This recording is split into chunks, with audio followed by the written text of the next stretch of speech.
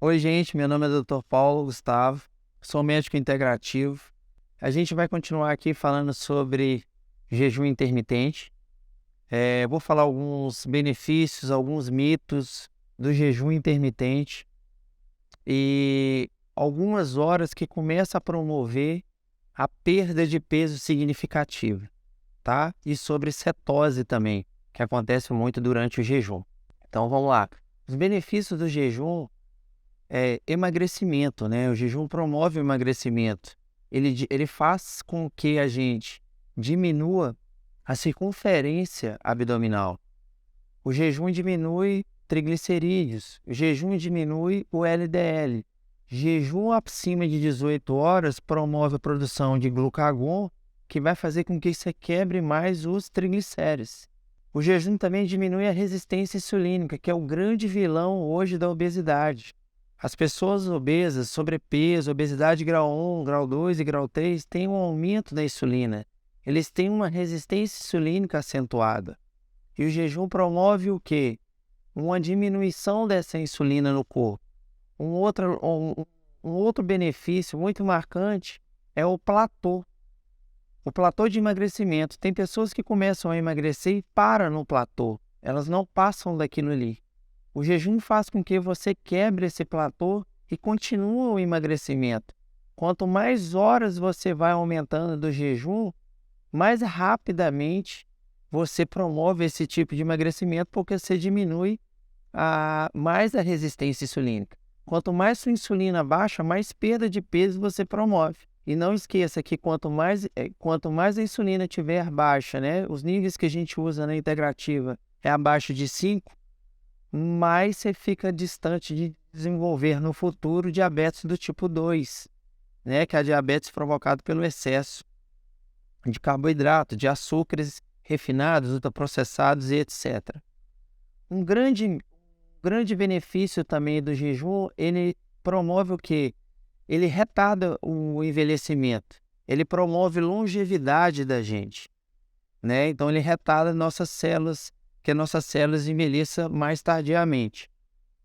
Um outro também, ele aumenta a saúde cardiovascular, melhora a saúde do coração, faz com que a gente evite de entrar na diabetes tipo 2 e faz com que a gente também melhore a hipertensão para quem for hipertenso. Mitos que eles falam sobre o jejum, que a gente tem que comer, sobre o jejum, que a gente precisa de comer de 3 em 3 horas. Isso é um mito.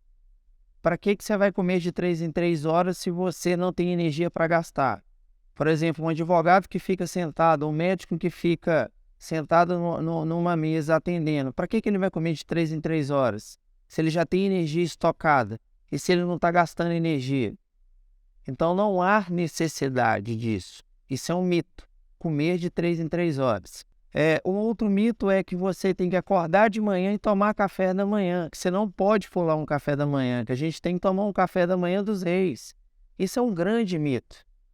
Se você pula um café da manhã todas as manhãs, você já está promovendo uma diminuição da sua insulina. Se você faz isso ao longo da semana, você pode testar que você vai promover o seu emagrecimento, indo diretamente para o almoço.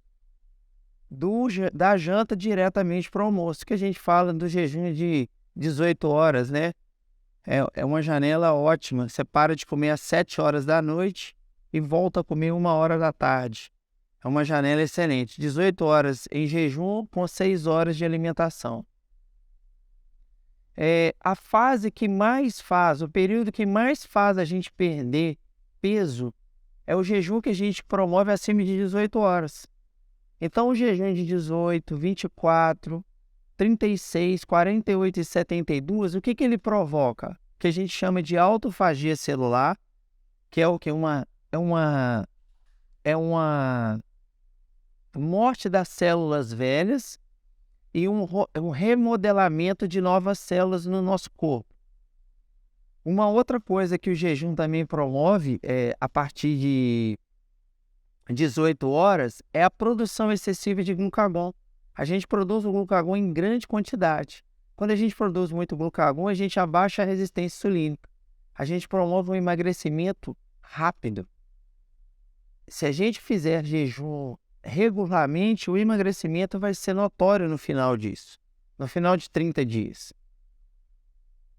Quando a gente começa a ter cetose, que é aquele mau hálito na boca, é porque a gente atingiu aquele mau hálito, a halitose, aquele pico, é porque a gente entrou em cetose, que significa a gente gastar ácidos graxos que estão estocados no corpo, que é a gordura boa.